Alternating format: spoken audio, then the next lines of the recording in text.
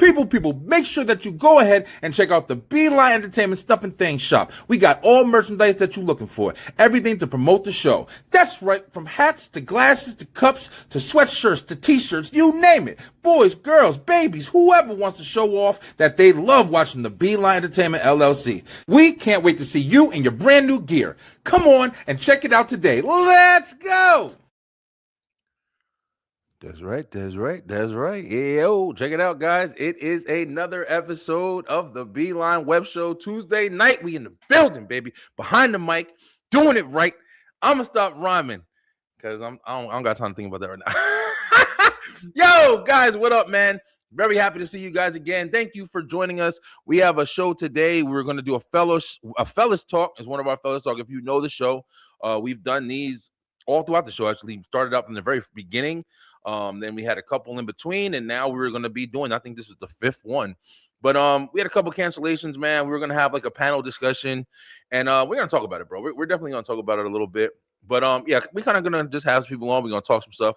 You know, regulars going to come on, and Kyle's here. Kyle's going to be here, and Stead's here, yo. So we're going to still have a good show and talk to you guys about some stuff that I kind of been wanting to get off my chest tonight for sure. Yo, so that's just what it is, man. Yo, we gonna talk about some shit tonight, bro. I've had a crazy ass day. If you haven't followed me on social media, like I'm trying to make some decisions right now with different things that I'm doing and stuff like that. So it's like I've been kind of teetering, but then I got some really good news today, and I got some pretty good news yesterday, but then it's been mixed with like some annoying shit going on. It's weird, man. Life is weird, bro. You gotta put on armor and shit to battle this shit. But listen, guys, I'm really okay. Listen, this guy's gonna get. I'm gonna kick this nigga out of my comments. Even like, I'm not in the mood today. I'm telling y'all right now, y'all gonna get fucking fired today because I am not in the mood today. I'm gonna be as dead ass real as I possibly can. But I love you guys because this is the Beeline Web Show. Let's go.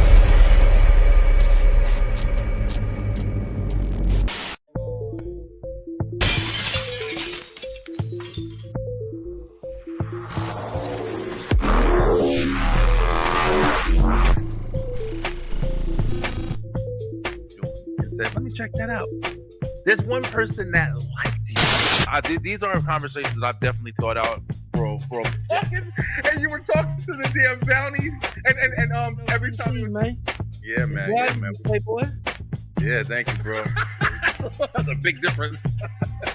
That's awesome, though. Like so many different things that is nothing like wrestling. I want the Raiders. Yeah, come on, Riggle. Yo, he wants to go back to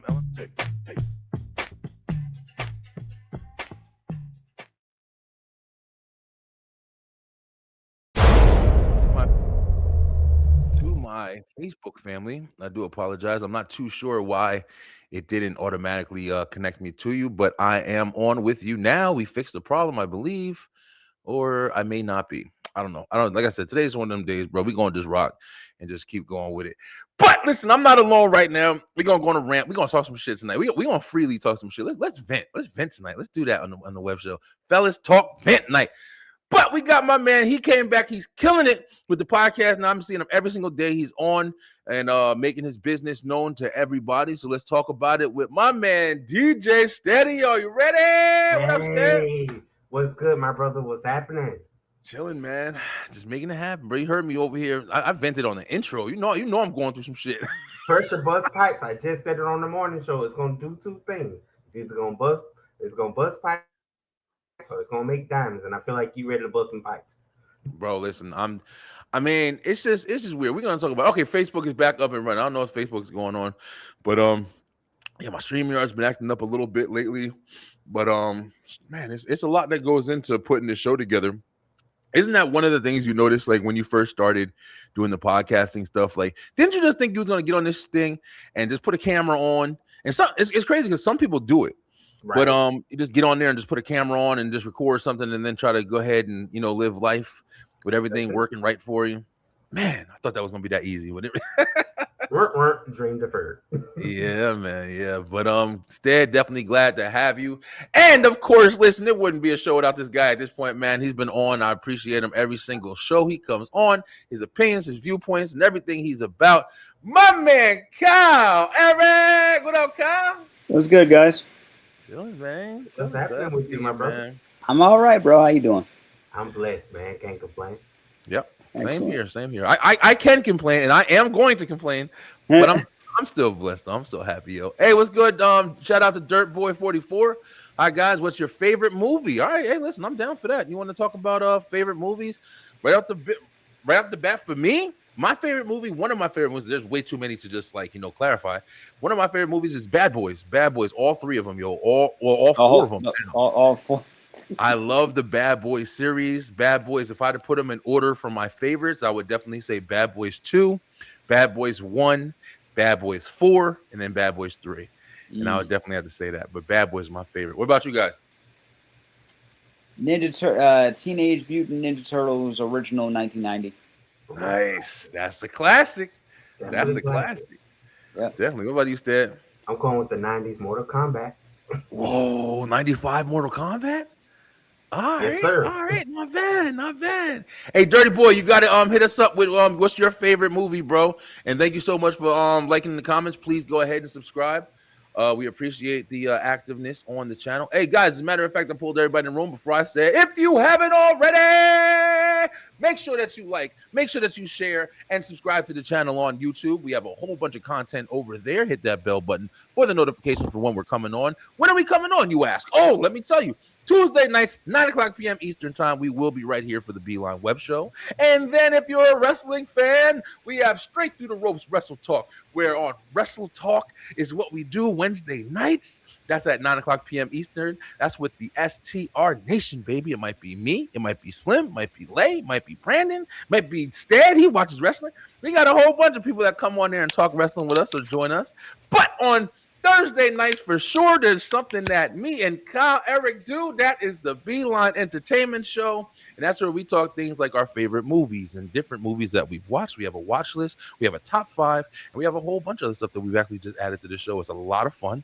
And join us Thursday nights, 9 o'clock p.m. Eastern time. If you want to watch everything that is, the B-Line Entertainment LLC.com, where you can watch all of the shows all the way from the beginning to now, as well as any services that we have that may be available to you or you might need, editing services, as well as production, as well as merch, as well as marketing, as well as advertising. We do a lot of shit over here, man. And when I'm tired,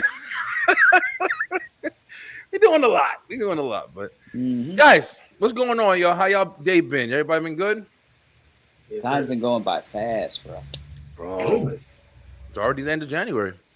About to be the No last thanks. couple weeks. About to be done. Can't wait till spring. All the New Year. I'm counting down the day till spring. I feel that, bro. It's free. Right now, I'm cold as shit. Don't let it fool you.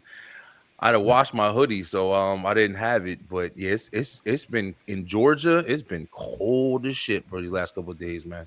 It's like 14 degrees right now where I am, dude. Damn, you might as well just go move into the freezer. It's probably warmer. Dog. Right? Yesterday, I there. was out. It was 22 degrees by the time I got back to where I was. 22 degrees. 22 That shouldn't even be legal. You missed that weather? You missed that weather? Yo, listen. I mean, I don't miss that weather, but it's like, I'll tell you one thing. I'll take some cold ass weather over some hot ass weather. I'll tell you that. I'd rather bundle up with a coat, with a jacket, with a sweater, with a blanket, and sit in front of a heater than go outside and have to be ass naked and still fucking sweat. Man. And go sweating and dying and shit, and heat stroke and Wow. bro, I can't take it. Dirt Boy, yeah, you got him laughing over here. Dirt Boy, what's your favorite movie? You said, oh, you haven't watched Bad Boys? Yeah, you gotta get on that, bro. That's Martin Lawrence and Will Smith. Yeah, I've classic never duo. heard of the. Oh, Right. did we just age ourselves Oh, with listen. that one? Maybe? Remember, it came out in like 1996 or 1995. Yeah, Yeah, and also remember a lot of kids that were born in 2000, because we were born in the 80s, right? Yeah. Yep, So a 80s. lot of kids that were born in 96, even the ones that are born in the 2000s, they're adults now. So Hey, listen, but he did just say that his favorite movie is Sandlot, so he's around our realm. You gotta be around our Probably. realm if you like Sandlot. probably. Yeah, definitely check out the Bad Boys franchise. Trust me. Oh It's worth it. Mm-hmm. Definitely check that out. But yeah, I mean, definitely come on the on Thursday, man. We'll be talking about a whole bunch of stuff as far as movies and stuff like that. So tonight, guys, I brought you guys on, and you guys are usually always on rocking with me, man. We were supposed to have a couple more people on with us, Kyle, but you know how it kind of goes. And, we get the last minute cancellation. It's really hard to do this, like the podcasting thing as we've been doing. I've been doing it for 6 years now. I think pretty much all of us have been doing it a little bit more than that. Um, it's hard to keep everybody, especially when you're trying to work with a lot of different people. Yeah. It's hard to plan an event and have to rely on other people.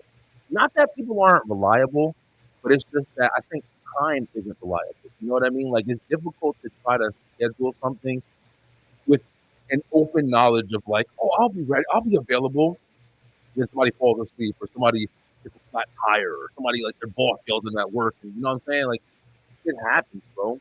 But that's real. Mm-hmm. How have you guys? Let me ask individually. How have you guys kind of faced or battled dealing with doing this, something that needed to be done with people, but kind of making it so you can guarantee what you're doing is good even without people? That's Interesting question. Yeah, go ahead, Stead. You just came back. How have you kind of been facing it? Live in Peru, Arizona, so it's hot. Oh shit! Well, taking accountability for my own content and learning that no matter what, I'm going to show up for me, and to always kind of keep multiple kind of parameters in the topic zones that can easily be conversed with a guest or without a guest. Yeah, because now that I realize the key goal of podcast is to reach the audience more than the people, then I kind of just make sure that the message goes directly to my viewers or my listeners. Okay, very good point. Yeah, I think I fully agree with you there, especially when you're telling you got to remember you're not doing this for the people that you bring on the show. I think I said that the last time when we were talking to Kyle about the guests that you have on. We're doing this for the people that are entertained by the content that we're putting out, or interested in the content that we're putting out. Yeah, it's very true. Kyle, how about you, bro? Like, how do you kind of I know yours is a little different as far as the A for Abled show.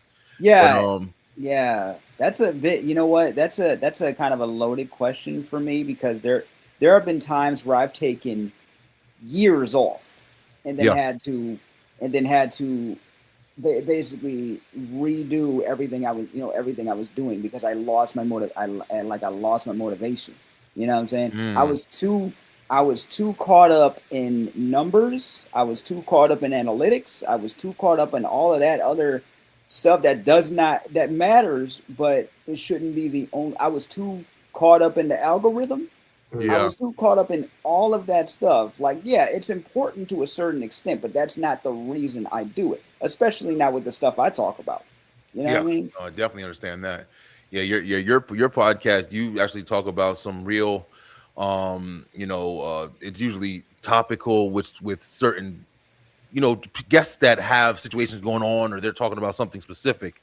In some situations, it's not as much as like a roundabout conversation like these or whatever.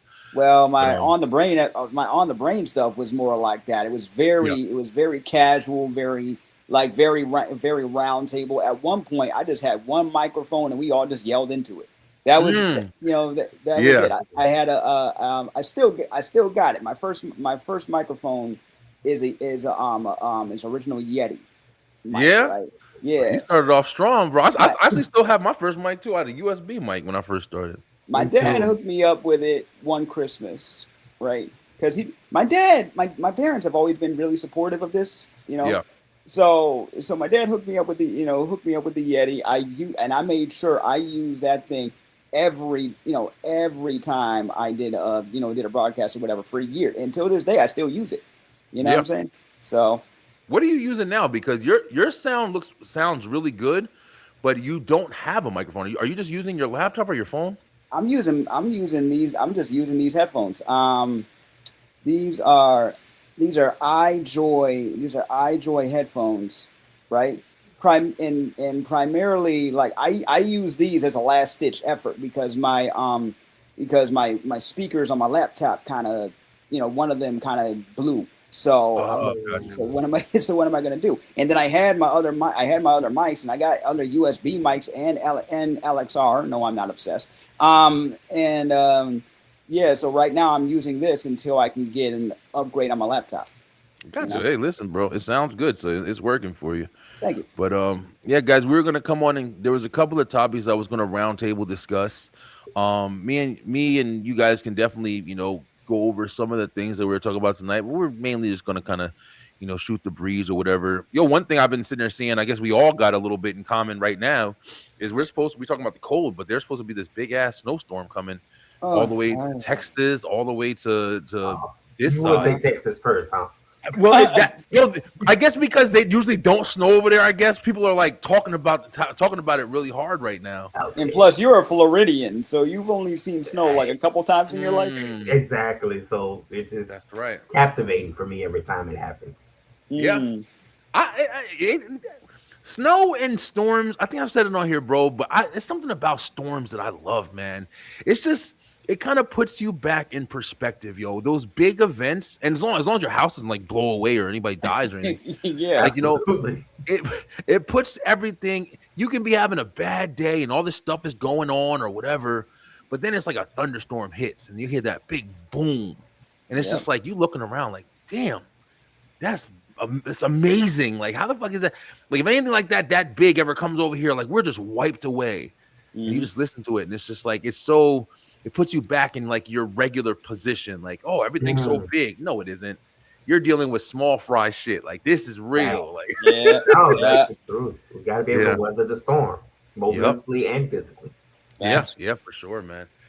Yeah. But one of the things that I wanted to talk about tonight, guys, just to do one of the topics, and I guess I'll ask you guys because I had a scenario that I wanted to run through you guys. But before we get to the serious shit or whatever, let's do a hot take real quick, all right?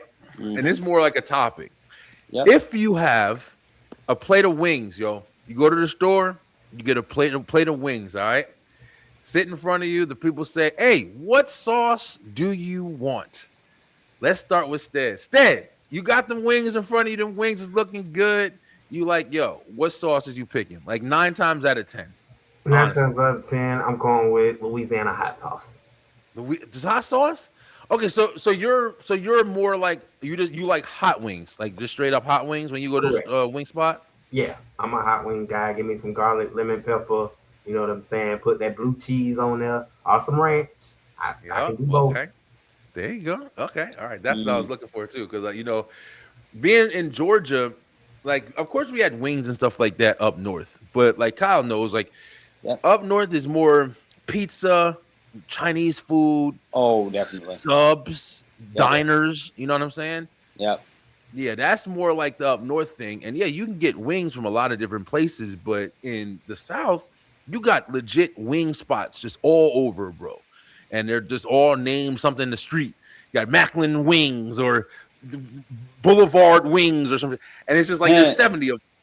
And I was like, damn, I really like wings. You got Wingstop now. You got a whole bunch of stuff. But we was eating wings as soon as I got to Georgia. And when I go, I'm a hot wings dude. Like I love some really spicy wings, but I can't get that regularly because that's like when it's like more of a challenge. So what I'll do is I'll get like my go-to is always going to be whether it's like the Louisiana rub. I like the dry rub or like the Cajun or something like that. Or like the real, like you said, Stead, the garlic lemon pepper, garlic Parmesan.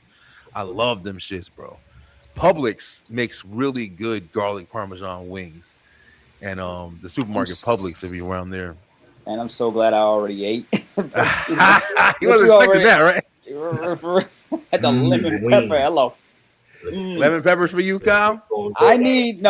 With me, I go to this local spot called Wing It On.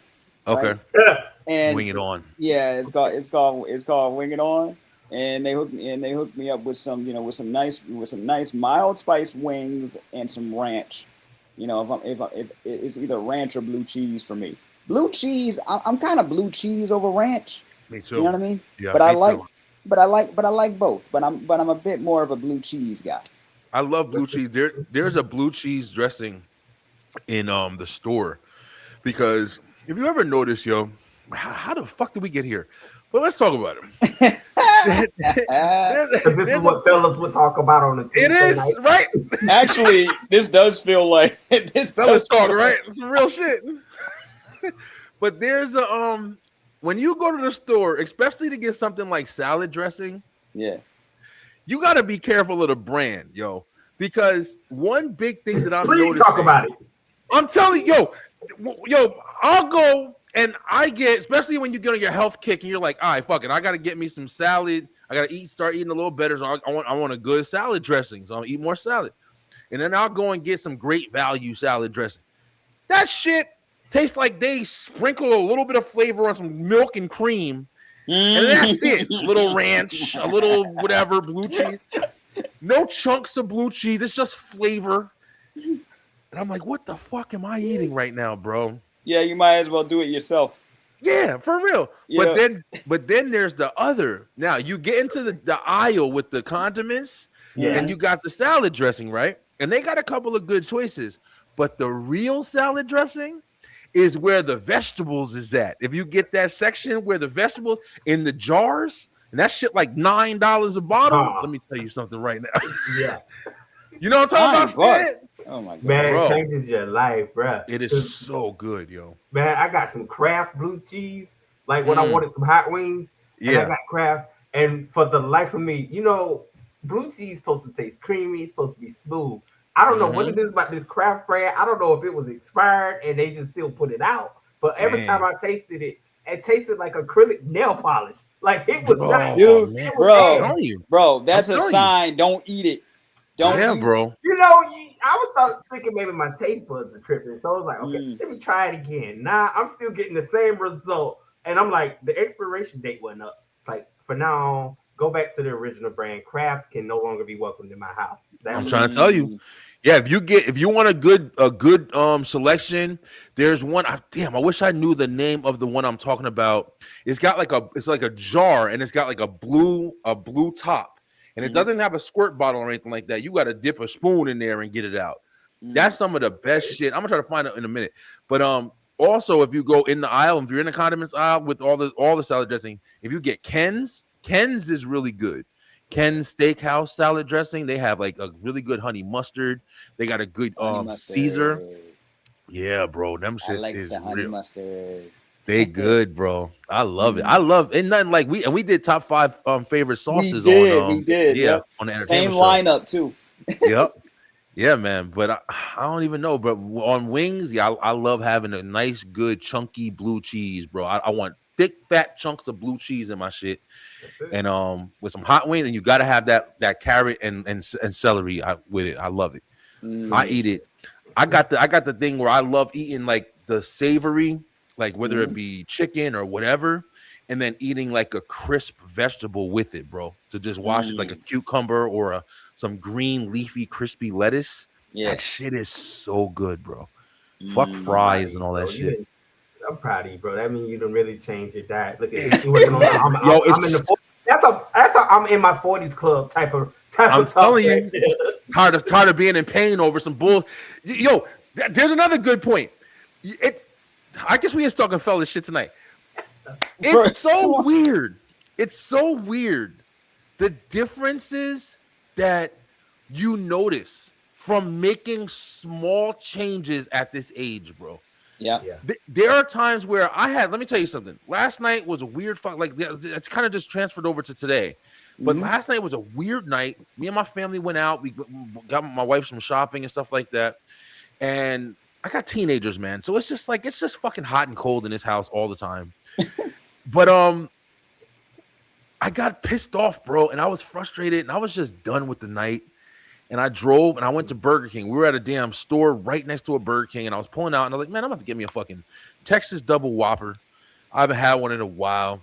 And I got that, and I got a chicken sandwich. And then my wife saw me get that, so she was like, man, fuck that, I want Captain D's. So she got Captain D's. So I go home, eat the Whopper. I haven't had it in like a little while, bro. And when I tell you last night, like I woke up, my fucking back was hurting. My damn had acid, everything, bro.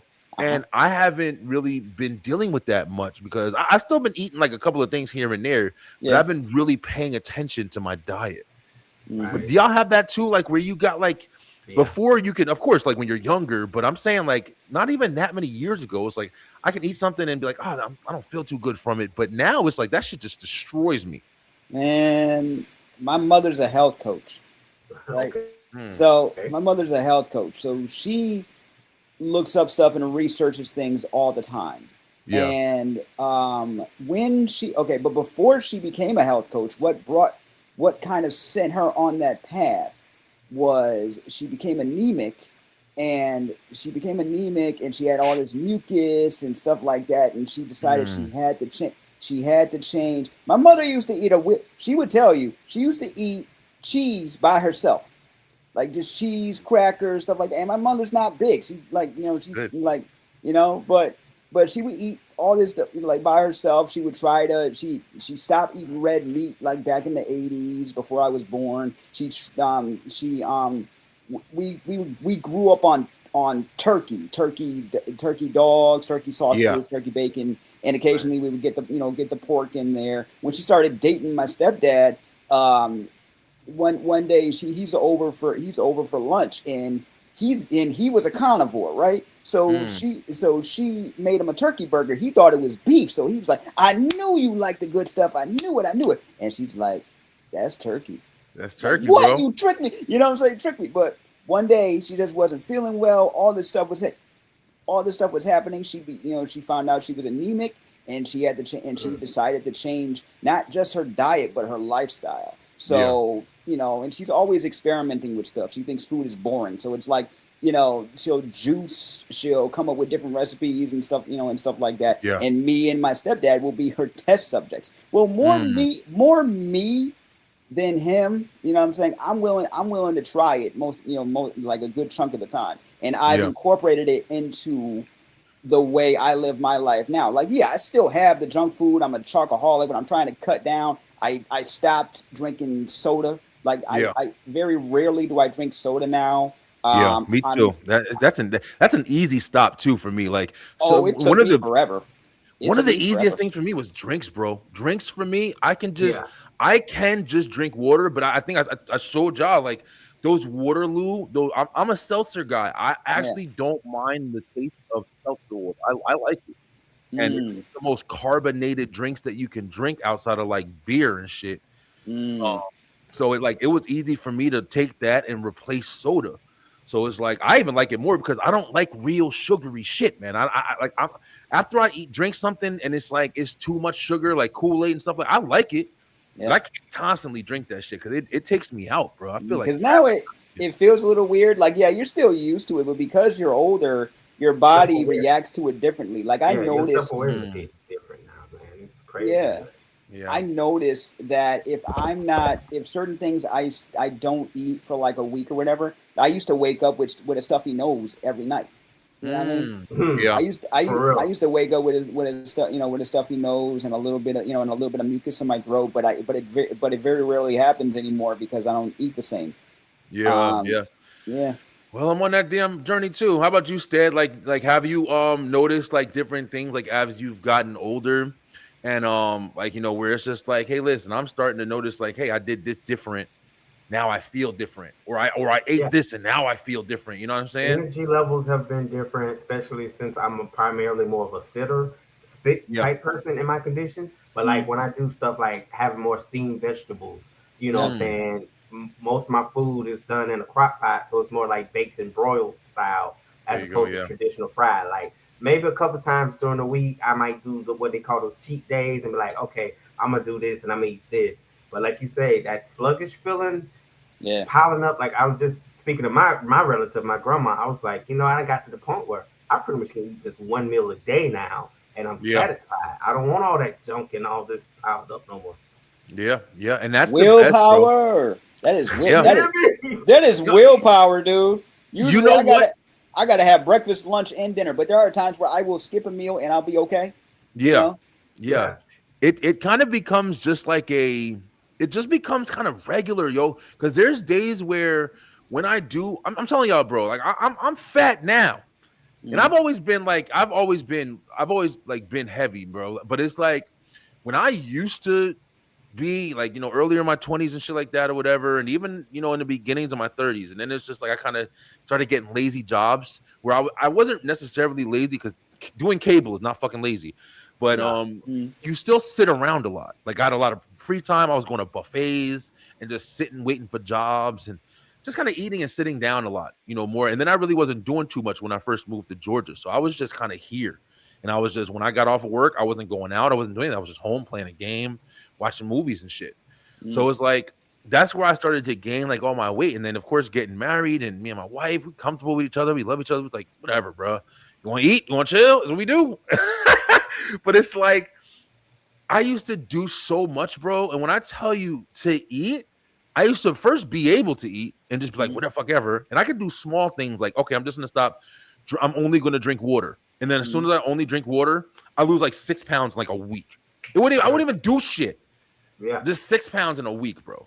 But fasting used to be, I used to do every week, I would do 3-day fast, yo. I'm talking about straight 3-day fast. And it's crazy because now when I try to fast, bro, I feel like I'm ripping my eyes out, man. Like you get to that damn 4 o'clock mark and you're walking past the kitchen and I'm like, man, I'm about to just go make me something real fast. That shit be hard, man. I'm like, how the fuck did I used to do this to what I did it? My wife's like, oh, you got a different mentality now. And also, it's crazy, man. Yeah, I will juice. Like I will, like what I started doing was, I once again took a page from my mother, but also thanks to Instagram and Facebook, I got more into like juicing stuff. Now I love tea, but I looked at different juices for different health benefits. Right. Yeah. So like, okay, so I have cold feet. A good chunk of the time, I have very cold feet. I in cold hands, but I always say cold hands, warm heart. Part of me also wanted to, get more blood flowing since, just like Stead, I spent a lot of time indoors, and I gotta, and I gotta get out, gotta get outside and get the blood flowing and things like that. But I also know I'm getting older, so I started looking up different, like different juices to help stamina, help your hormones, help you, because we got to worry about that too. Help help out testosterone. Yeah. You know what I'm saying? And help our, and help our energy levels. And they're like, okay, there's recipes for like beets. There's recipes with kiwi and celery and stuff like that. And they all have different. Like different benefits, and they will help you, and they'll help your blood flow and all that. I'm like, see, that's more of what I need. You know what I'm saying? And that's those are the type of beneficial things that, hopefully, like you guys both said, like you have different things that you do to try to, kind of make changes in your life for the better. And I think we all kind of try to do that. You enjoy what you enjoy, but I'm really trying this year to just be more focused on doing everything for the right reasons, more than just like my own fucking satisfaction, bro. Because I feel like you said something earlier, Kyle, like, the one thing about motivation, man, my wife tells me this, and it's one of the things I get fucking annoyed at because she's right. But motivation, bro, it fades, man. It comes in like waves. It's like you get really motivated by something, you see something, you do something, you hear something, and then bam, yo, especially me. My weird shit is I'll come in this motherfucker, it can be clean, and I'll come in this bitch and I'll change everything. I'll fucking rearrange the whole room for 4 hours.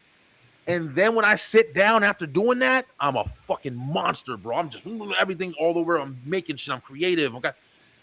It's like my process. You know what I'm saying? Feng shui, yeah. It's feng shui in it. That's right. getting that energy moving. That's what that around. be. Yeah. It's weird, man. I started to notice it because I'm like, every time I get like a giant jolt of motivation, I'm like, man, it's time to move. But then it's like I get it, and then you get it, and then you get it for a while, and my shit will stay for a while. I could be motivated for a couple months and just be like, fuck it, nah, I'm happy, right? I told you, I think I told you guys, the YouTube channel, The Outdoor Boys. Yep. Luke Nichols, The Outdoor Boys. I don't know if y'all ever heard of him, one of the most popular YouTubers of all fucking time. Okay. But he goes out and he goes on different trips with his sons and camps outside and does a whole bunch of shit. Goes to Japan and Alaska. This motherfucker, has motivated me so much last year by just getting up and getting. He used to be fat. He lost a whole bunch of weight because all he does is go out. He takes his sons camping in fucking negative 20-degree weather in Alaska. And I'm like, I'm telling you guys right now, that shit motivated me. I was watching him build. He had bought like a homestead property in like the middle of nowhere, and it was a whole bunch of shit that was just. He just bought it, and it was just shit that people just left because where they were going, where they were at, you couldn't like travel. You couldn't take trucks and shit, so it couldn't bring anything out. But people just left it, and he bought it. But he remade it, and he had like a series on YouTube of him remaking it. And I'm watching this guy getting fucking motivated. I'm like, look at how much this man is doing. He's getting paid on YouTube. He quit his job. He was a lawyer. He quit his job, and all he does is YouTube videos and takes his sons all around his family all around the world, and he's paid to do it. That's his job. That's dope. I'm telling that motherfucker motivated me more this year that just passed than any individual in the last 10 years. And it was just a constant motivation. Every time I'm sitting down doing work, I'm watching his videos. I've seen them all a fucking million times. Dope. But motivation is just the beginning. That's what I was saying. All that shit to say, motivation needs discipline. Discipline is the key. Hey, now you're talking about rise and rock motivation, people. There you go. Yeah. So, I mean, it's just like, when you have the ability to know at this point, we're not dumb. We know what we're supposed to do. A lot of times it's just we don't do it. We choose to not do it. I said before I started this show, I'm telling you, I was really quick out for a second. I was like, oh man, I was in the bathroom. I was like, listen, I'm about to just call it a night tonight. It hasn't been the best day. I got some good news today, but it wasn't the best day. I'm about to just call it, man. But I said, fuck that. I want to stay consistent, and I'm gonna do this shit. But the discipline, that was discipline. It wasn't motivation. It was discipline. I'm glad because I love this conversation right now. Yeah, me too. Like as of like the last. I'd say the last few weeks have been the most the most motivating for me because I got a friend who is a client of mine, and we're going and I think I've talked about this before, like we're going like to different basketball events around the city. And every time he calls me, he's like, bro, you available for we got this tournament. I had to cancel on steady the other day because I had a tournament to do. Right. But I respected it though. It wasn't even like he just considered, not to cut you out, bro, but it's just that when you got something going that makes you thrive and you passionate, it makes you want to get out and love what you do. That's what we can do. So canceling on me was like, go do your thing because we need it. We need that. Yeah, I'm glad. And Kyle, you definitely told us about it before too. Yeah, I mean, I'm glad that you guys are, actively doing it. Like I was saying before, it's hard to find people who, some people are doing this shit for a hobby, man. And I get it. Right. And nothing against that was me. That was me at first. Kyle, you've been rocking with me. You've been rocking with me on this fucking show. And I know even before me, you were rocking with Stead. Yeah. You every week. Steady had this like Steady was like, there ain't no days off. I'm trying to tell you, I see it because I'm not even no hardcore with Kyle. I tell Kyle every week, I'm like, Kyle, if you want to come on, bro, I'm gonna shoot you the shit, I'm gonna shoot you whatever. There you go. And the entertainment show was the show that I was like, I hit Kyle up one day, I was like, because I liked his thoughts. I saw his TikToks when he was making TikToks about different I think it was like Dragon Ball Z or different shows he was watching. And I was like, I think Kyle would be good to talk with me on the entertainment show. And after I did that shit, because I came back after I revamped the entertainment show from doing the whole show off segment and stuff. I've reviewed the X-Men 97. That was the first one that I did. That first show I did Godzilla, King Kong. Yep. And I think after that was the first show Kyle started coming on with me. And it was just natural, bro. We both rocked. And I went back when I had to edit the damn playlist on YouTube, which they finally made into a podcast. I was looking back, I'm like, damn, Kyle been on since like episode 40 of the entertainment show, and we're on fucking episode this week coming up is 73. I can't believe it. Like, I can't believe how much time has gone by because it doesn't it doesn't feel like it. It's crazy, Bro, man. we rocked on WDW regime for like 3 years. It was every Tuesday, and what was it? Every Tuesday, Thursday, the occasional Wednesday. It was like, yeah, but every Tuesday because we would interview different musicians and artists and stuff like that. And us as the Misfits, shout out to our sister the Duchess, shout out to Miss Kim, all the like they were all they were all they were the catalyst for a lot of it because what you call it, Duchess would get these guests, right?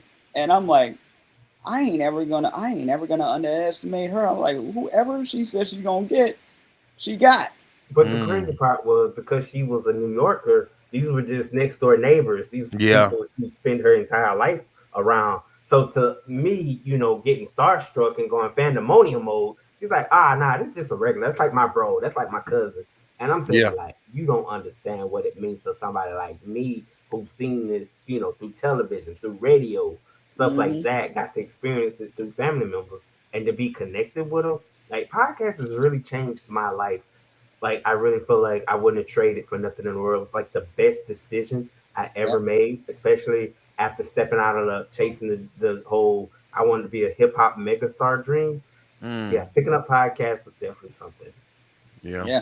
And meeting people and having conversations like these. Like we've had some goofy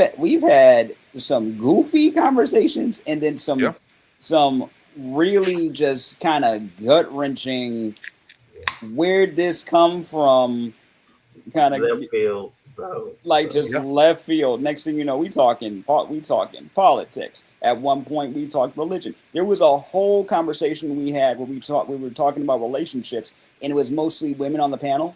And me and Steady were we were the only two guys, but at some point they were talking about something specific, and I had to chime in because I love it when we all get to talk about this stuff. But it's also like you have to see it from other people's perspectives. It doesn't mean you have to agree. It doesn't mean you have to agree every time. But that was it. But still, great conversations had by all. Well, let me ask you guys this now, since kind of bringing that up is kind of, like I said, this was supposed to be like a fellas talk. I had a couple of things that I wanted to talk about. One of the big things, and Kyle, because you kind of just segued all the way into it. One of the big things I wanted to talk about was being an alpha male. And, I'm going to have to dive into that a little bit because immediately when you hear that, and this is why I wanted to have the discussion, a lot of people take that and super fucking negatively. Like immediately with saying that, like that, it presents this dominant, arrogant asshole figure when you announce alpha male. Now, let me explain what I believe an alpha male is, because I'm not going to lie. I categorize myself as one. There's no fucking doubt about it. But I look at it as somebody who is assertive in a leadership position. Who is not afraid to take on responsibility, negative, positive, throughout everything that is involved with him at the most, in every single way. That also includes your problems, your aggressions, everything, right. Whatever people have around you, whatever people are bringing you, every battle that you have to face, you are able to conquer. And that's kind of, I came up with that shit based off of what I feel like I've been going through in my life, like with different scenarios and situations that I've had to kind of deal with and just grow with as a wild motherfucker when I was younger who never gave a shit. I'll do anything. I was reckless. I didn't care. Who gonna go do that? And I'm like, man, I'll do that shit. I don't give a fuck. And then I go do it. Then now I'm protecting the family. And no, you ain't going to get gas because I'll get it because I don't want you getting in no bull. Nah, you ain't going to the store. You know what I'm saying? We talk about shit like that all the time. Mm-hmm. But when I say alpha male, it's also okay. I'll let y'all talk first before Mm-hmm. I bring up this other scenario because I kind of got to go into this. I want to get y'all opinions on it. Okay. But that's what I mean by alpha. I don't mean Mm-hmm. just arrogant asshole like no, I'm over everybody. Mm-hmm. You know what I'm saying? What do y'all No. think though when you hear that term? Stead. Okay, I'll give it my shot. So, from my perspective of that question is, when you think of alpha male, is the leader of the wolf. I think immediately wolf pack mode, right? Mm, Because it's your job to be the protector. It's your job to allow the opposite to, be a little bit submissive, but because you're gonna be submissive as well. But like you said, it's a certain dominance. Like, hey, I ain't gonna back down. This is what I live and this is what I've died for. Protective nature and also just, being self aware. Like you say, it's mm, not so much of being like that arrogant asshole type of move. It's never about that. It's Mm-hmm. about I'm standing 10 toes down on what I believe on. This is my code of ethics. And you can't disrupt that. And Mm-hmm. it's either get with it or you can go on and find you another path. get out the way. Yeah, you're absolutely right. Absolutely right. I agree. How about you, Kyle? Okay. Personally, me, when I would hear the term alpha male, it didn't sit right with me. Um, Mostly because the internet can make anybody feel like I am, you can say anything, do anything, whatever. There's so many people out here with those strong opinions, but the concept of alpha male is just that. It's a concept. And the where that came from is originally they thought that wolf packs only had one leader, and it became popularized. The term became popularized. Here's the funny thing about that. The guy who saw the wolf packs and came up with the term would eventually be popularized when we were growing up. He went back and found out that his findings were off, Mm, right? What he found was one wolf doesn't lead the pack, right? The parent wolves, they lead together. They don't make any decisions on their own. It's the two of them working as a team. Once he figured that out, by the time he figured that out and even tried to publish a paper stating that he was wrong the first time, the concept of an alpha male already became mainstream. so So, it was it, basically it was something that was understood, kind of like nowadays when you get information, yeah, even if it's falsified information, once it gets put out there, yeah. it's It's kind of hard to hard. retract it. It's hard to exactly, and this is the Yeah. person who came up with with the term and the findings in the first place. He went back because originally he was studying wolves in captivity, right? But then later on went back, found that this was it was off, but people ran with it. So when I think of the term alpha male, I just say, look, if because I have been called out before, right? A lot of people do not see me as a protector. They see me as the person that needs to be protected, Hmm. right? I was even told one time by my friends, both men and women, that they want to protect me, and I want to protect them too. But in order for me to do that, I got to surround myself with number one. I got to be good with me first internally. Yeah. You know what I'm saying? I gotta be good with me first internally, which has taken so long. Like in my 30s, almost 40s, is the most like myself and confident I've ever been in my life. You know what I'm Yep. saying? You also have to be able to take. You also have to be able to take other people's opinions and criticisms into consideration because it's Hmm. not just about us. You know what I'm Yep. saying? If you're trying to take care of now now Brian B, you a family man. Me and Steady, I am, I'm in a loving relationship, and I want to protect my queen. Yeah. But the reason why I feel like not just because I'm a male that she does that, it's because she also makes me feel like me. when I'm Yeah, that's important too.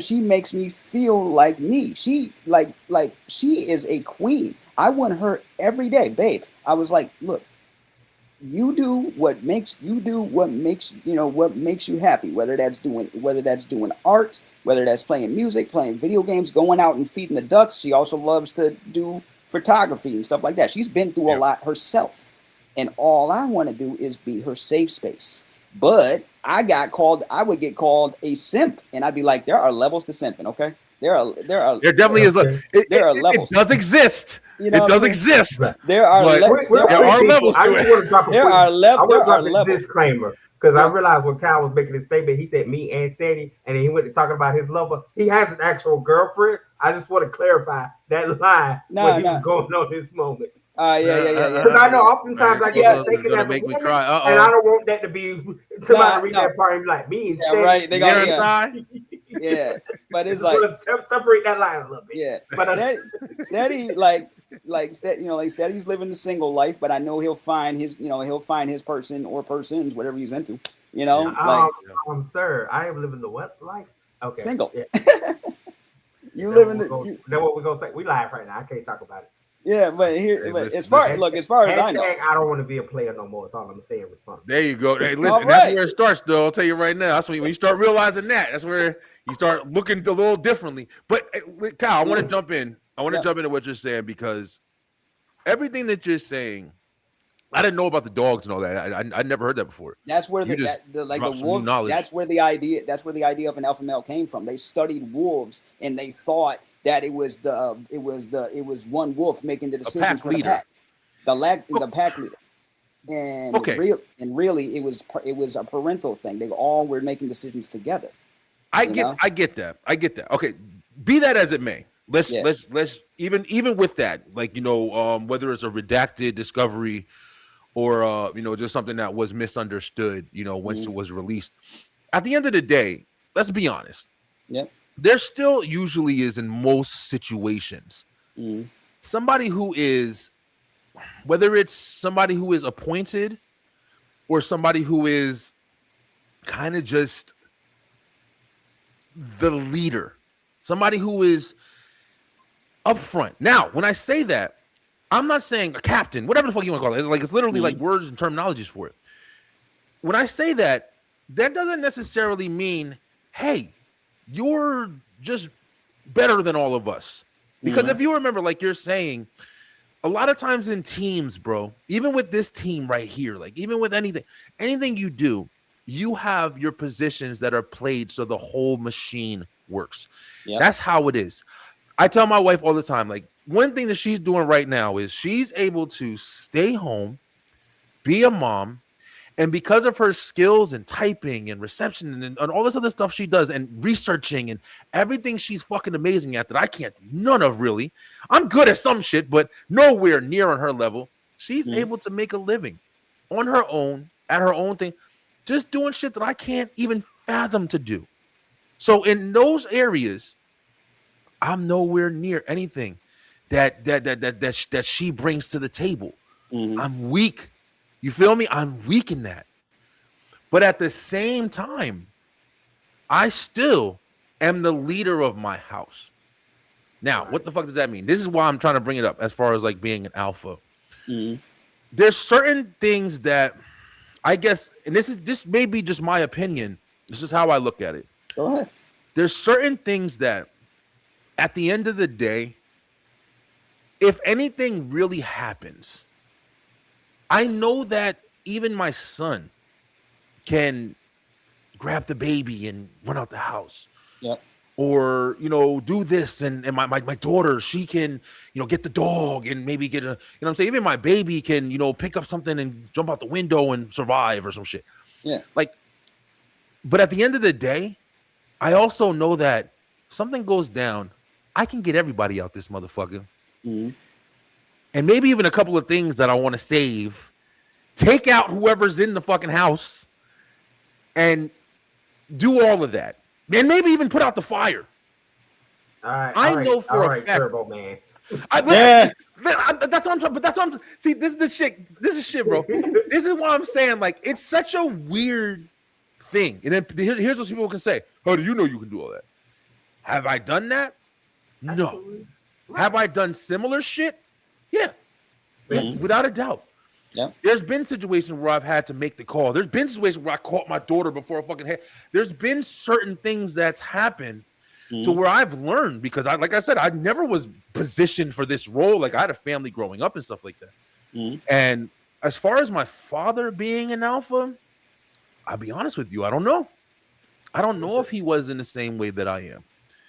And what I claim as an alpha is I am the leader and the protector of this family. I'm the one who's, like I said earlier, I'm the one who is not scared to take on the responsibility, even if it's at my demise.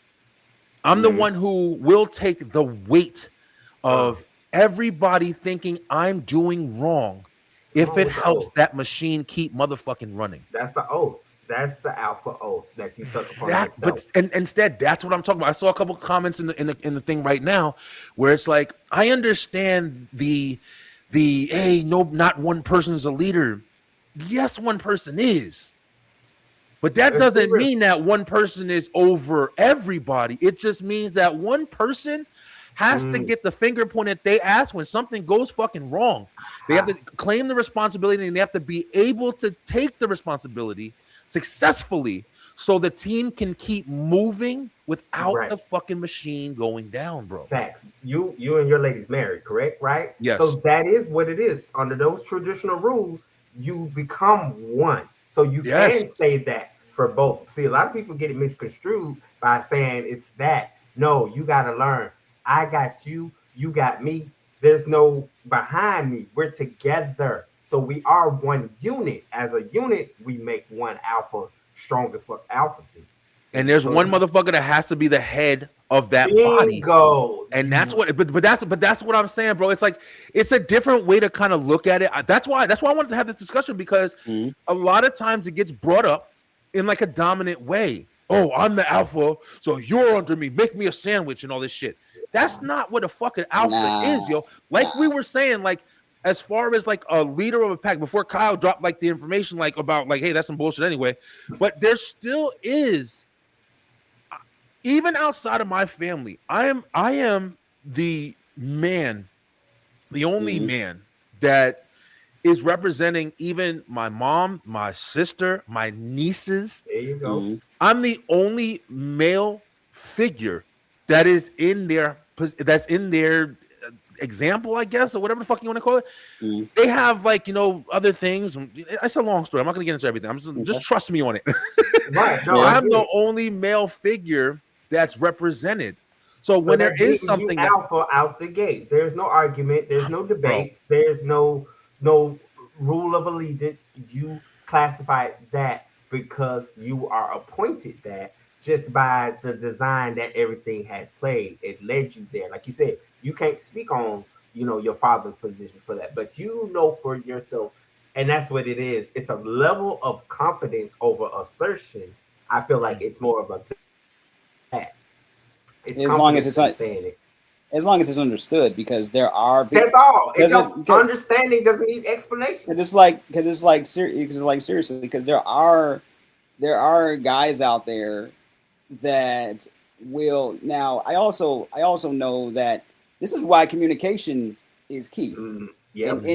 Like in any relationship, I don't care if you if you in a long-term relationship or married or whatever, you got to communicate. You got to communicate with your people. You know what I mean? Okay, like for example, I come from a village, right? I say this, my parents raised me, but I was always around my cousins, aunts, uncles, all of that, and they all instilled something in me. Yeah. You know what I'm saying? Even with me being who I am, having cerebral palsy, I was the oldest boy, right? Yeah. But my parents would always say to both me and my sister, protect each other. Oh, yeah. You know what I'm saying? Protect each other. Now, there would be times where my sister had to, because my sister, out of the two of us, she was the tomboy growing up. And because so she was a bit more like, and she was the only girl cousin for a while, like, you know what I'm saying? So she would wrestle with our, with our other cousins who were around our age. They would get roughed up. So would she. She came to my defense on more than one occasion because we went to the same school for a while, Yeah. right? But if she did something messed up, it would still be the responsibility would still go to me because I'm the oldest. Ain't Right? that some crazy? Ain't that some? But hey, Kyle, ain't Yeah. that some crazy shit? But you basically just told a story right there, because believe it or not, at the end of the day, that's how the fuck it is. At the end of the day, there's always going to be that person. There's always going to be that person, for whatever the fucking reason is, that is going to be appointed. You're the one, when the shit really hits the fan, we got to go get the Godzilla of our fucking party, bro. It's just how it is. And that's why I'm saying it's a weird understanding. That's why, just to go a little deeper with this conversation, like the whole thing about toxic masculinity and all this other shit, which is some made up shit, just like everything in the world is made up, but it does represent something. The definition behind it does represent something. Toxic masculinity can definitely be seen as, hey, listen, you're the kind of person who does do shit like, I don't want you wearing that dress, you're gonna wear this dress.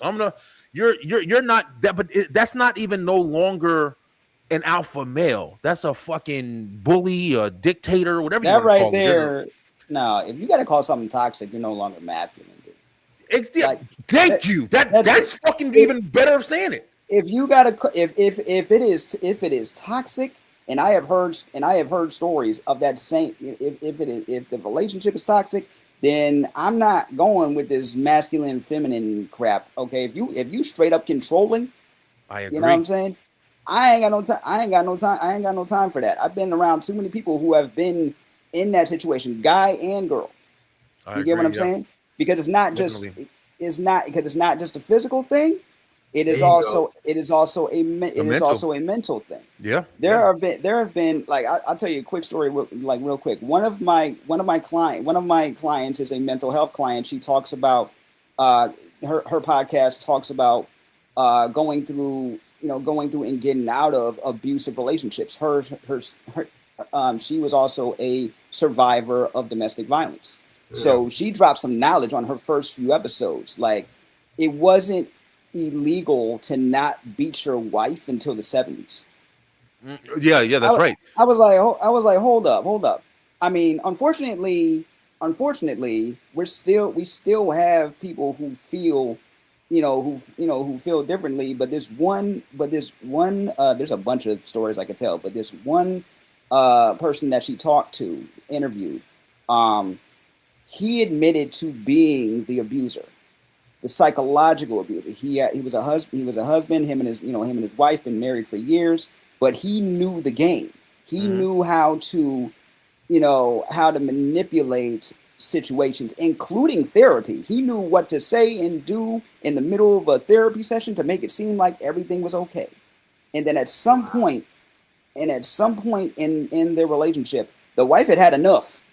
Okay, because she figured out what he was doing, and he knew he had to change. And now they're together again, hopefully happier for it. Yeah, and I mean, people do change. Not to cut you off, but people do change sometimes. Yeah. It's definitely a fucking gamble that you have to take if you're going to be willing to say, especially in a dangerous situation, hey, this guy is abusive.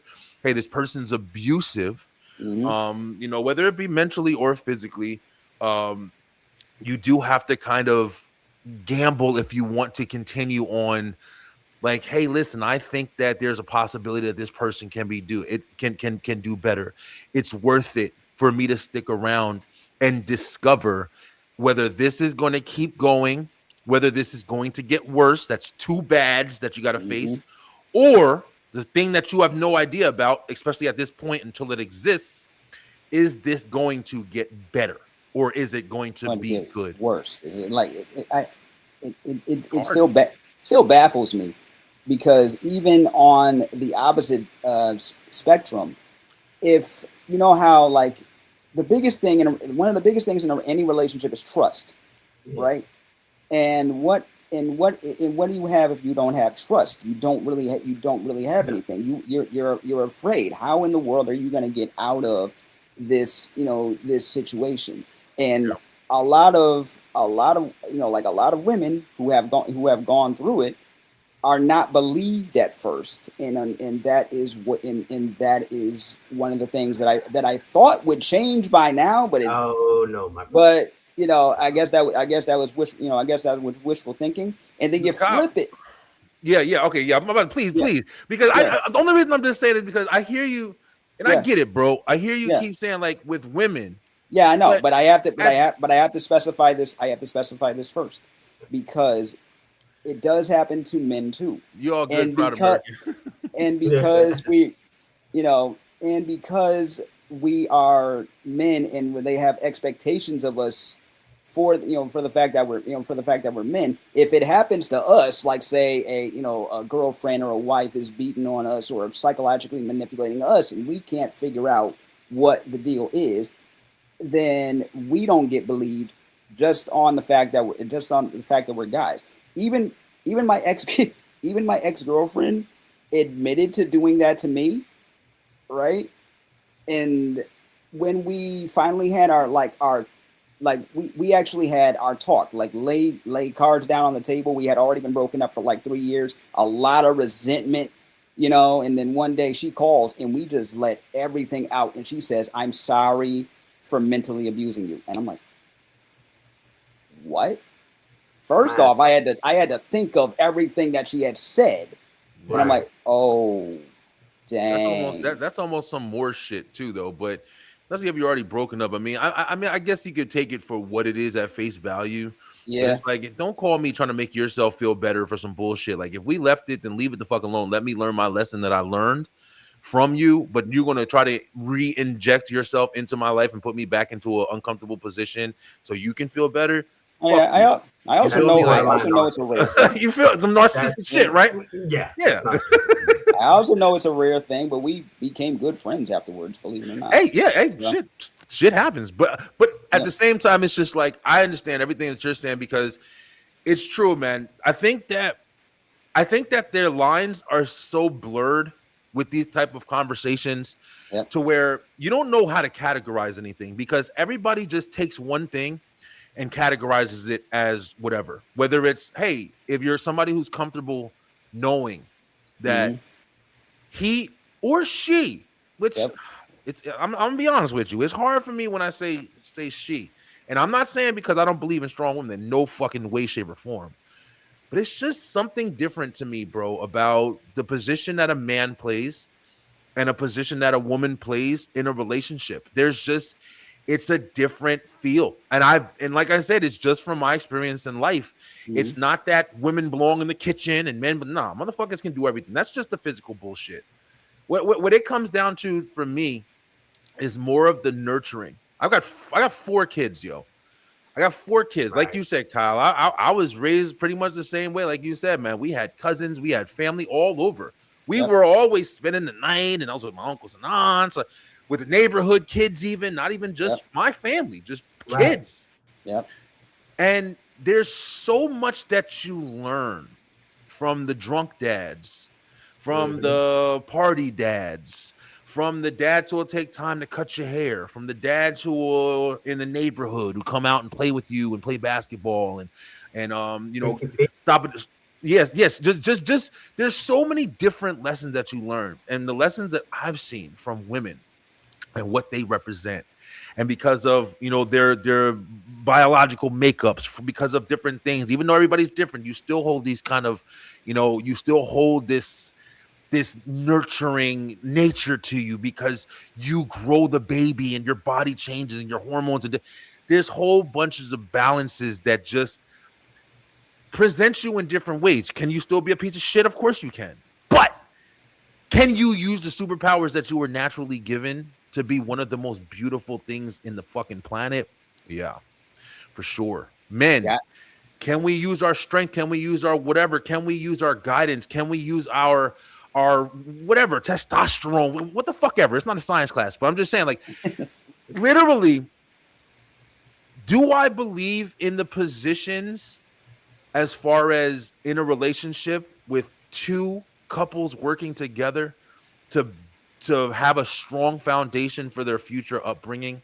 I do believe in that shit. I do believe that there should not be two people trying to just do everything like each other. That's a fucking battle. That's not a relationship. You should own and be proud of where you play your part in your team. You should not always be trying to fucking one up or level up or worry about who can do more. You should be able to express the strength and the build and the growth that you get from being with the person that you're with. And vulnerability too. And of course, listen, vulnerability is super important on the strength of you have to be able to understand when you are wrong. That's one of the biggest things I think I've learned, especially that when you're wrong, sometimes, even though it's obvious, you can have trouble seeing it because you're not looking at you. You're fucking standing there and you're not seeing a mirror in front of you. You're just actions. But when somebody is trying to point it out to you, sometimes their perspective can be fucked up or they can try to manipulate the perspective as well. But you're way better off at least hearing somebody's criticism and maybe even taking it and then trying to see if you can decipher if you're going to be reasonable as well as aware. Because a lot of times, man, you're not in control as much as you think you are, especially in a hostile state or an emotional state. So all that, and just real quick, just to piggyback, like for me, one of my things I've learned is to stop expecting me from other people. Rather it's relationship, friendships, dealing with family, whatever. It's just become a time where you, like you saying, when you take all these things and jumble up. I think the problem with that is we don't know how to direct that energy. You know what I'm saying? You want to be pissed off and you're taking it off on your mate. You want to be pissed off and you're taking off on the wrong people because you didn't sit with that energy, what you just said. A lot of us don't have that ability to sit. So, not to sway off, but like one of the things I practice now is instead of giving a quick response to those type of moments, I like to process it now. Like, hey, hold on, let's pause right there. Let me think on it. And if it take a day or two, and then I go, I done meditated on it, I can approach that and give it a better justification. And, just for comedy purposes, right? Is that scene of one of the Fast and Furious movies, when Tyrese was talking all that junk about, I can delegate too, because I'm an alpha. He was saying, I can assert it. It was like, okay, Mr. Alpha, go ahead and do your thing. And then he lays out the plan and he maps it out. But then the other guy kind of took it and he's like, yeah, that's what I would have did. So it's like in that moment, not so much about trying to be so politically correct in that moment, but it's knowing that, hey, Dom can't do everything. I know a little stuff too. There you go. Yeah. And having that understanding. And that's why I'm saying that, because like I said, I brought you guys this conversation and I'm glad that we got perspective. I mean, we were going to get a couple more perspectives in the room, just kind of understanding, I think it does come differently from when you are, and this is not anything against anybody. It's just, I think, because I didn't have this shit until I was in the position that I'm in now. I didn't have, like, I always felt like a leader as far as just like in my environment, and not just because I'm just like, I'm the leader. Yep. Look at me. I've literally been told, man, like a lot of my cousins growing up, hey, listen, I have my cousin on the show and these other fella talks, they fucking said it. Like, hey, we looked up to you. I was the one who was trying to bring everybody together. I was the one who was trying to keep a lot of people together. I just always kind of took on that leadership role in my family, man. And not to be an asshole, not to be like, I control everything. No, I'm literally just like, I'm trying to make sure that whatever we do, we stay together. Whatever we do, we can work shit out together. We can do things together. But it just comes out in such a negative way when you say things like that now. So where it's like you can't enjoy the fact that you take pride in being a dominant leader, in being somebody who is, oh, fuck, see, here he is right now. I spoke him up. Bad influence. Hey, Rel. What up, cuz? Hey, I ain't talking Kyle. about cousin Yeah. in a while, man. He's trying to be the Leonardo of his group, and they go with Raphael right there. Oh man, The Raph, yep, that's real too. man. But he know, Jarrell know, that's who I'm talking about. Like, I mean, it's like I'm being in my family, bro. It's like, and these are all fucking strong men. Like my cousins, like we're all strong men or whatever. But it's just like it's stupid. It's just crazy because I just don't like the fact that it's one of those bad apples spoils the bunch shit and stuff like that, bro. Yeah. It's crazy because like so many people have really good intentions trying to actually be a leader. Let me ask this now since we kind of got into this conversation. All right. So here's one thing that happened recently, and I'm not gonna do names or anything like that or whatever, but I just want to be kind of transparent. So, like I said, with my sisters and my nieces and my moms and stuff like that or whatever, I'm kind of like the only male figure that we have in the family right now. Like I'm the main one. Like I got my kids, then I got them over there, and they're older. But even with my mom and sister, if something happens, if something goes down, I'm the one. Hey, bro, we got some shit going on, and with some shit that happened too recently. So they also don't like to tell me stuff because they know how I get, and I'm like, man, fuck that. I'm about to they don't want you to get fly to the off the bottom handle. of this. Yeah. Yes, exactly. You're right, Kyle. Thank you, Kyle. Yeah. But so it's like recently we had something happen, and I've been trying to kind of take on the role to where I can be a little extra sometimes. There's no doubt about it, yo. But I kind of got into it with them over a situation, and when I'm doing that, I feel like the respect should be there. And it should not be challenged. Now listen to this part, man. Y'all tell me if I'm fucking crazy. Okay. It should not be challenged, especially by another man. Okay? I'll paint the picture for you.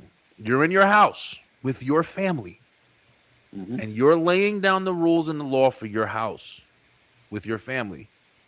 And another man, whether it's a brother, whether it's a friend, whether it's a dad, comes into your house and tries to dismiss your rule or your law within your household in front of your family.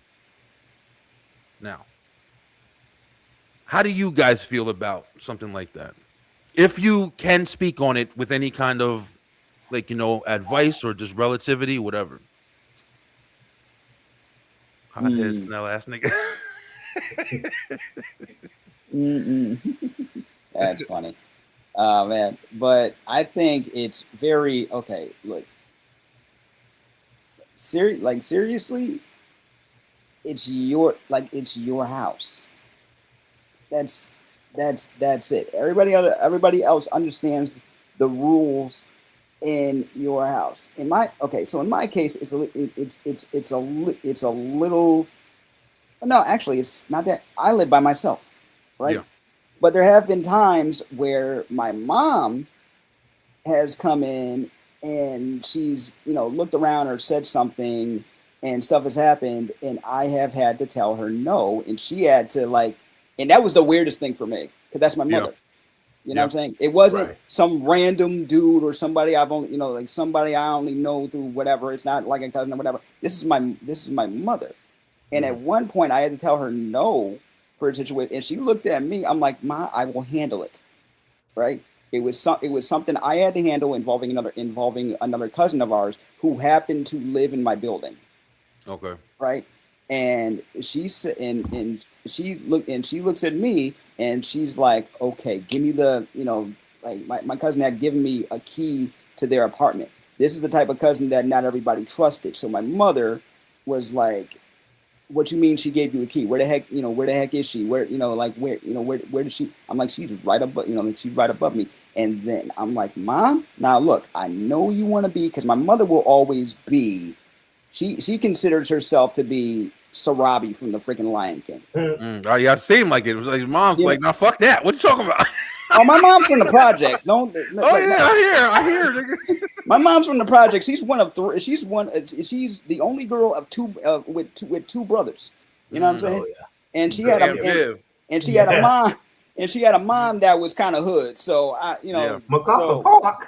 You know what I'm saying? So, and she will protect her family. She will protect her own. And it's, so she's like, look, give me the kid. I'm like, Mom, I know what you're trying to do right now, and I love you for it, but I gotta handle this on my own.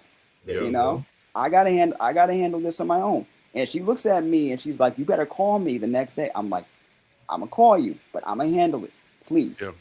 Okay? Because I was just trying not to be disrespectful. My mom realized, like, wait a minute, he's not in the house with me anymore. I'm in his place. Yeah. Right. So that's another thing. If I was still living under her roof, it'd probably be a whole different story. Oh yeah, for sure.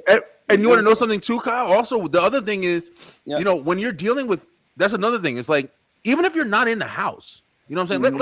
Let's say you're at another mutual party where not even it's nobody's house, but you're in a position where it's like you're still dealing with your family.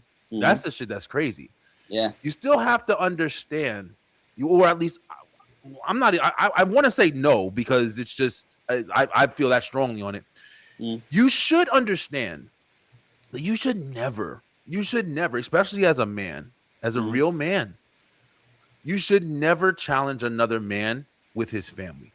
I feel like that is one of the worst fucking things, especially in front of them, especially to downgrade or whatever you want to say, basically undermine them.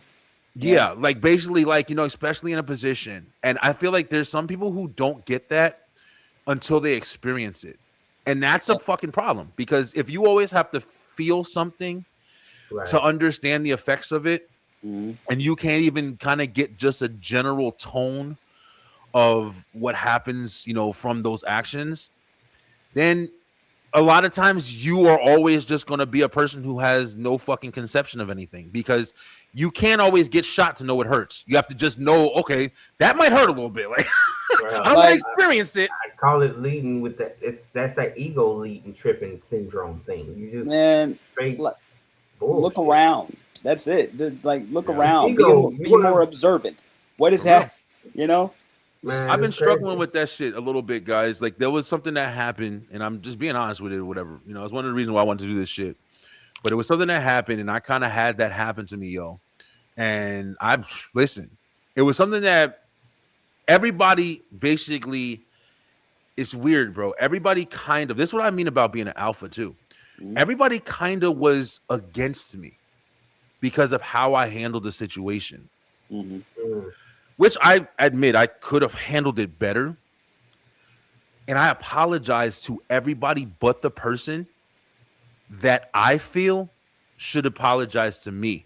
Because there was multiple times where I told this person, you don't understand what's going on and you need to stop what you're doing because you're making things worse. Multiple fucking times. Like you said, Stead, before, ego will fuck a nigga up. Ego will fucking, and that's what happened, because he didn't understand the boundary he was crossing, even though I was directly telling him. When it comes before destruction. And some people don't know that boundary because they haven't experienced it. Especially, and no offense to anybody, a house full of women who may not share the same kind of understanding that I'm sharing as being the only man who was appointed in this family. Right.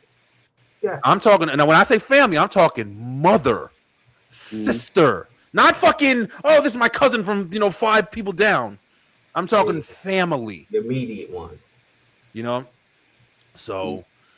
I mean, in your case, man, I mean, I know we haven't, like the two of us, like me and Steph, we've known you for a while, but we've never, we know you in the podcast space. We've never, I think one day, if we ever get a chance to hang out, I'm tracking both of y'all down. We hanging out. You know what I'm saying? Well, Kyle, I'll tell you this right now. I'm fucking, listen, Beeline, Brian B. I've been putting it on social media. I'm going home. I'm going to Jersey. And I'm gonna be passing by your little neighborhood, Kyle. And listen, if you want to drop by, you know what I'm saying? I'll no problem. I'm driving. Yeah, so I might stop by, brother. Yeah, right now. Yeah, no problem. I'd love to meet both of y'all in real life, to be honest. For But Hey, real. let's go. you know what I'm No. saying? But it's like, okay, so we only get like pieces of how you are on on the podcast. Yeah. Talks like these, and especially talks we've had in the past, where we've talked about like gun safety and the time you were at the in the time you were at the library and something didn't feel right and stuff like that. You are Yeah. very I listen. Okay, I try my best to listen. But you are a very protective, you are very like you're very serious when it comes to protecting the people that you love most, and you've had to go through a lot, so those instincts and having to do, and all of that was already in you because of your upbringing. So, and if I cross a boundary by anything I say, please tell me, because the last thing I want to do is disrespect anybody on this panel. I love Yeah, you you're both. definitely not at You know what all. I'm Yeah. saying? Yeah. I give you both your props, because I don't know what all of y'all have been through, and I've given you only like a sample of what I've been through, but Yeah. I've learned a lot from both of y'all. So I can see that you are a very, protective person. When you're on your like Brian Beeline energy, that's one thing. But Yeah. when you're around your family and being like, they always tell men to be especially when you're with, like, say you're with your partner. They always what do they tell us? Have them a little bit behind you so you can observe what's going on and For stuff real. like that. If the two of you are sleeping together, then you got to be the one closest to the door and all Yup. of that. And that is all in the name of just of just protection. We got to, That's we got, also the head of the pack, Kyle. and That's that is not, that motherfucker might but have been right after all. but here's but Go here's ahead, go the ahead, my bad. but here's the thing. You also have a balance, because we can't, like, we're only human beings, and Yeah. my muscles are twitchy enough. If I was like that on on a regular basis, I would not be able to survive. There has to be a balance, Yeah, for sure. but you understand, but I think you understand what that balance is. You know what I'm saying? Because you had to Right. learn it pretty young, you know? Mm. Yeah, So yeah. yeah. Yeah, I feel you, and I respect that, man. Because it's like I said before. Sometimes it's hard for you to see your own energy, bro. It's hard for you to see your Hmm. own, Mm-hmm. flaws. And one thing that I think my wife would tell you too. Like, she'd definitely be like, "Oh yeah, well sometimes," but I mean, it's just I definitely try really hard to be honest, man. I Yes. really do try to be honest as much as possible, and that's Mm-hmm. even when if I do know that I'm wrong. If I do know that I'm wrong, I'm not one of them motherfuckers who's gonna know it and fake it. Like, oh, I'm not. No, no, you. I really understand it and I will share it. Like, hey, Mm-hmm. listen, I understand. Like I said, one of the things that happened was I actually admitted to the people that I was really wrong to. 'Cause I know I went overboard and I flipped, Yep. but I apologized for the wrong that I know that I did. And Mm-hmm. even though they thought something else was wrong, that was the part that I said, no, that part I'm not. That's where I feel I have the awareness. Yeah. I could be absolutely wrong, but I look at it like, why would I apologize to this, but not apologize for everything if I don't understand? Like, if I'm just naive or if I'm just ignorant, why Mm-hmm. would I pick and choose what to apologize for unless I was trying to manipulate and say, "Oh, that I Mm-hmm. apologize for knocking into the stove, but I don't apologize But for I don't knocking all the apologize food on the for. floor." You know what I'm saying? Mm, Go ahead, go ahead. Yeah, you yeah. finish because that's what I mean. Like, that's what I mean by awareness. That's how I'm trying to, like, realistically just judge it for myself, because it's hard to judge shit for yourself. It's Yeah. taking accountability. It's more so on Yeah. the taking accountability. You That's know what I'm it. That saying? part. Yes. And Yeah. being the one that severs that tie that says, I have to agree with you because we're blood relatives. No, Mhm. that's bullshit. We got to learn how to change that narrative and lead from not from our own understanding, but leading from that core place that go, you know what? I thought about it. And you know what? I'm going to speak on it. And I don't give a fuck about how you feel. Like me, love Mm. me. Using Denzel Washington Fitz's line when he was talking to his son. It's not my job to be placed here for you to love me. It's not my job to be placed here for you to like me, but you will respect me, hands down. I don't Just give a told fuck my about all son that shit that, last night. right? not in those words, but paraphrase for sure. Right. Yeah. So Mm, Crazy. yeah, I just like self-awareness is another, yeah, like we're talking about taking accountability for like when we're, when we're wrong. Yeah. I tell my friends all the time, because it's like, yo, if you and I are close and I've known you for more than like 10 years, we family. So for here's sure. here's what I'm gonna tell you to do. If I start wilding out in any way, shape, or form, call me out on it. Mm. Call me out on it. I'm asking you to be my accountability buddy, because I sometimes hear myself and I have to check, and I have to, and I have to check myself. And Yeah. even Babe, shout out to her. Like, we've been together for almost 3 years. She says, Yeah. she says, Babe, let it out. I'll be Mm. on, like, I'll get on a soapbox real quick, and then she's like, no, and then she'll give her, like, her opinion on it, and like, number one, I'm trying to be a better listener, to be a Yeah. better partner. I'm trying to be a better listener. I'm trying to be more, because I communicate a lot, but sometimes I don't always, like, there are times where, like, think about the times you you've listened versus when you're just waiting for your turn to speak. Yeah. That's something that this shit right here, doing this right here, Yeah. definitely will help teach you with as far as your communication skills. I'll Facts. tell you that shit Yeah. right now. There's a lot that Yeah. I learned from like stuff like that. Like you said, Kyle, just the listening aspect, so you can really make sure that you're paying full attention to the Yes. conversation and Yes. not just waiting to add your piece. Hmm. And it's crazy because you actually can talk so much more when you're actively listening. You can listen, you can literally speak on so much more that somebody's talking about, just like right now, because it really does help you because you're also learning and you're able Hmm. to kind of see yourself in a reflective way by what Yeah. somebody's describing. So Yeah. I feel you there. Yeah, I all the agree. way. I do that, especially now with certain friendships. I've learned a lot of time when they're talking to me, they're not expecting me to give immediate feedback. They Mm, just be like, I just need you to listen. So now I'll just be That's like, it. I'm listening, and we do this thing now, what we call it, we listen, we don't judge. Yeah. mm, So in those conversations, I'll be like, I learned to lead from, so I don't come off with the what they call the toxic masculinity or any of those things. I'll say, well, this is how I feel towards it, but mm. you're an adult. It's what it is. Whatever decision you make now, it's like I'm still going to support it. Rather Yeah, I'm for it or against it. It's not my place to control the narrative. yeah. Hmm. Yeah. That's good. That's good, man. I mean, and I think that this conversation right here was definitely, like I said, I wasn't even gonna like talk about all this stuff really because I was gonna open it up more to the floor. But maybe it was better like this because, like you guys said, man, I've been talking to you guys for a while, longer than Hmm. pretty much everybody else that I was gonna have on tonight. And I do respect everybody's opinion, but Same. it does mean more coming from you guys. Hmm. But it's like it's been something that's been weighing on me, bro. And it was one of the reasons I want to do a fellas talk tonight. Also, just kind of vent and let the guys talk, man, because this actually was really good conversation. And Yeah. I think we even in the comments and stuff, they were kind of picking up because I think a lot of people deal with shit, well, definitely a lot of people deal with this, but it's I don't want to be on a soapbox right now.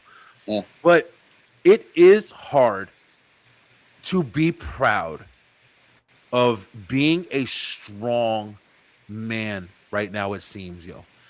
And Kyle, like you were saying before, Hmm. it's not always about the who's the biggest, who's the baddest. A lot of times it's about how the way you care for your family and the Hmm. way like you talk about like your woman and how you want nothing more than to do better and to be better and to make sure you're representing the best version of yourself in your established commitment. Hmm. That I'm telling you right now, that is fucking dominant traits. It's just that's why I'm saying it's like it's such a tied in, connection with toxic masculinity, alpha. The alpha is somebody who is leading the fucking pack.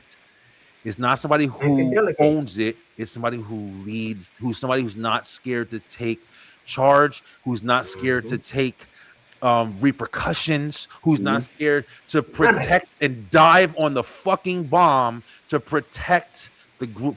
It's just what it is, man. You're not afraid to be the sacrificial lamb. You know what I'm Sacrificial saying? lamb, Like, the I'm Batman gonna of this motherfucker. straight up, bro. And I love this conversation. I'm glad you invited me to this panel to get Yes. perspectives from me, also from Kyle and yourself, because a lot of us are afraid to have these conversations, these honest, healthy conversations, Yeah. and not without, because somewhere there's a viewer, listener somewhere that's still trying to argue back and forth, creating arguments out of what we're saying here. And it's not about who's right, who's wrong. It's about understanding, the politics of it. Like, Yeah. who's a good? How do we deliberate? Fact from fiction. Hey, look, I'm classified as an alpha because of the way I assert myself, the way I'm willing to put myself on the front line. We are generals on the battlefield because we're gonna go front line, and you're gonna be like, "Hey, stay right here. Don't worry about it. I'm gonna make sure the coast is clear." Like you were speaking early in the show about doing the most far-fetched things that may sound like crazy, but the reality go, you don't know what you're capable of when your adrenaline's up high and it's fight or flight mode. That's you right. Know, you become the most invincible motherfucker on the planet. Come on, that's now. right. Yeah, you'll deal with the pain later because I can't turn around and scratch my ass without throwing my back. I picked up my baby with my hand the other night, man. I'll tell you right now, I had him like this. He was on the bed, and I went and I lifted his big ass up. I brought him to me, and when I tell you right now, I pull like a nerve in my back all the way down. Oh man, and I am jacked up, bro. Yeah. But you know what this also tells me? Like every time I hear conversations like these, but they all go like kind of one-sided, it shows me that we all gotta pick up a freaking dictionary. There are words that have multiple definitions. Language is always, especially the English language, because we borrow from other languages. Yeah, you know what I'm saying? Yeah, we're all over the place with we all over the place. It's still stupid. We live and live is the same damn word. Oh my god, that is so. It's a whole conversation right here. Live and live is the same damn word. We got all this technology. We got all this technology. We got all this information out there, and now we have to be very careful about where we get our information because that can be changed in an instant. That's true. It's like they don't. Wikipedians. Facts, right? But seriously. So many words have multiple definitions, but we only know like one or two because it's the popular usage of it now. You know what I'm saying? Yeah. So, people also make shit up every 5 minutes too. So it's like you also don't have the ability to categorize anything before it gets categorized.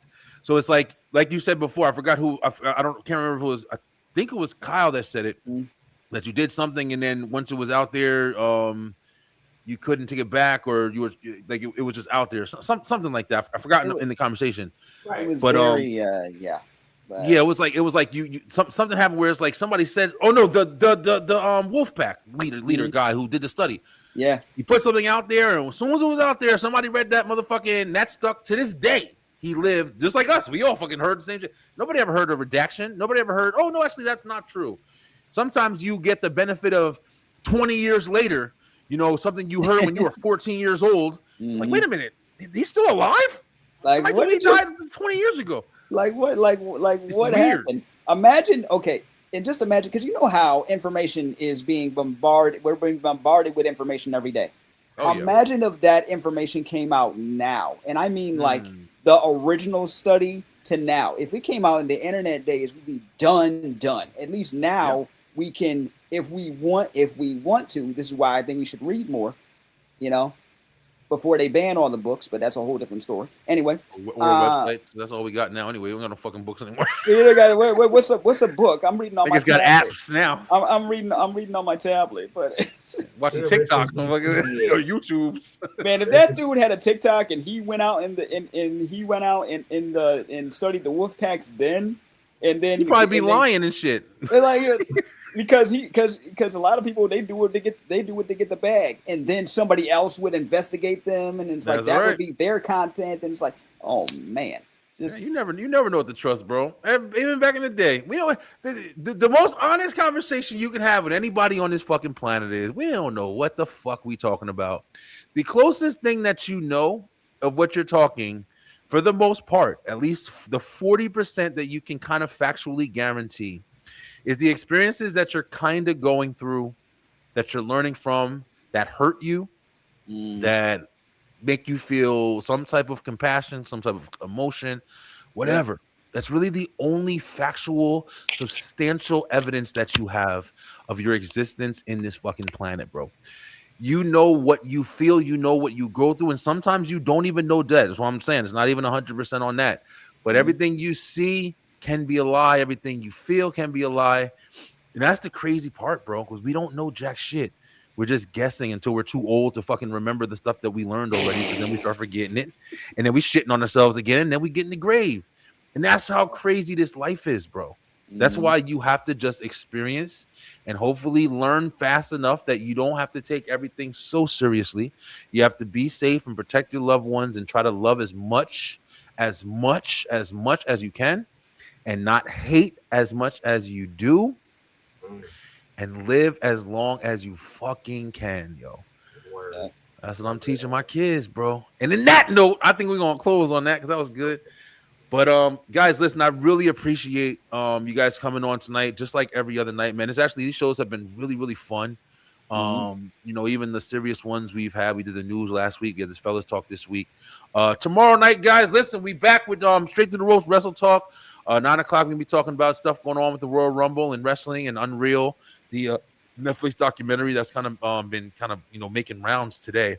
People have been talking about, I don't know if it dropped today, but people definitely been talking about it a lot. So we're gonna talk a little bit about that tomorrow on Straight to the Ropes Wrestle Talk. And then me and Kyle, we got a guest on Thursday's show. nice. Troy DeRyan is coming on, man. He's coming on. We're Yep, gonna be yep. talking The some man of horror. horror. Let's go. Yes, with the man of Mm-hmm. horror, and that's gonna be a really good episode as well. Some new horror stuff that's been out, and kind of review some shows and stuff that I've been watching. I watched a crazy ass movie the other day. We're gonna talk about it. But Mm. Stead, man, thank you so much for coming back on as well, bro. And once again, I'm gonna start shooting you the link too, bro. Whenever you want to come on and jump on with us, have these awesome conversations, you're more than welcome. I appreciate it. And we got to keep going. But Stead, go ahead, shout out your company and shout out everything you've been doing and when you're on and everything while people watching. Absolutely. Of course, people, I am, the proud sole proprietor of Rocksteady Media Network. You know what I'm saying? Where all things media is done over there because we are a nice folder. You know what I'm saying? We dropping content for the masses. We got live with DJ Steady and Company. You know what I'm saying? A little family oriented, my primary show. You got the Rise and Rock Morning Show coming to you live 6 days a week, getting you motivated and inspired to do your thing. And of course, on Tuesdays, we got the Steady Approved podcast for all my music connoisseurs, catch some music interviews, debut some music. We're going to talk shop there. And of course, on Thursdays, while he doing his thing, I'll be doing Certified GOAT Talk as well as producing the Handicap and Chill podcast. You can find all that on Rocksteady Media Network. All you got to do is like, follow, subscribe, and check out rocksteadymedianetwork.com. Awesome. And Definitely go. man, you be doing too much, bro. Doing a lot, man. Doing a I lot. ain't doing Every enough. day I'm seeing you. Every day I'm seeing you on the thing live and Yeah. keep feeling it, man. You see, you motivating me because I'm over here. I was talking to my Yeah. wife today about, hey, listen, I might start going live just to go live. Like even outside of the shows, like I want to start kind of just getting on and just venting a little bit about my days and just kind of incorporating with people a little bit more. So motivating me too, bro. Mm. For sure. Kyle, what you got for us, bro? Yeah, we got new episodes of A for Able coming out on the YouTube channel as well as Spotify and other podcast platforms. If anybody ever wants to be, interviewed and have a good talk about either living with a disability or a difference, whether it be mental, physical, or emotional, this is the place. This is the place to go. If you want to get a little vulnerable, that's cool. You want to tell people the real instead of what what people, doctors, and everything else they think based on old information. Yeah, I'm not talking about anybody specific, RFK, but anyway. Shit! Shots fired. Look, this was STR. This was STR over here because we fired shots on STR. Man, listen, but no, seriously, you want to You want to know what it you want to know what it's like living with a disability, whether it be mental, physical, or other or otherwise. And you want to give people you want to give people the real. This is the place to do it. I thank everyone for thank everybody for watching, tuning in, and listening. Like, subscribe, all that great stuff. For real. Definitely, guys. Yeah, and Beeline, y'all, listen, guys, thank you guys so much for opening this year with me. We've literally done all shows this year so far. We're definitely going to be having a show next week. I don't know what. Oh, actually, yes, I do know it. It's actually going to be a Talking with Strangers next week, guys. We're hey, what's up, Undead? I haven't seen you in a while, brother. Thank you for rocking with us, man. Appreciate you on Twitch, our Twitch family, man. I'm trying to grow on Twitch still. I stopped gaming a little bit, but I still we still host the shows over there. So thank you guys for watching over there as well. But listen, yo, we're gonna be back on next week. Next Tuesday, we have a Talking with Strangers segment. I believe it's an author. He's gonna be coming on, and I'm not gonna lie to you, it's gonna be kind of retesting out this Talking with Strangers segment. I am going to be here. Like I forgot to tell you guys, but Yep. yeah, I do got something else I'm doing outside of this. This is my main job, but I gotta make a little bit more money right now. I'm trying to take some vacations this year. But I do have something, and the great news is my time is not changing, baby. I'm still gonna be live. I ain't nothing involved. I'm be here, and it is what it is, yo. I appreciate it. Yeah, I was lurking, laughing. I was streaming myself, but brother, I try being here when I can. I appreciate you, bro. I really, really appreciate you, man. And gotta go check out your streaming as well, bro. But I hope you guys have an amazing night. Tune in tomorrow. Stay true. Stay positive, baby, because there's a lot of love to give. I feel good, guys. You guys made me feel good, and I'm about to go watch a movie. But stay true, stay positive, pay attention, baby, and we'll be back tomorrow night with Straight Through the Ropes. Yo, let's go. Peace out, guys.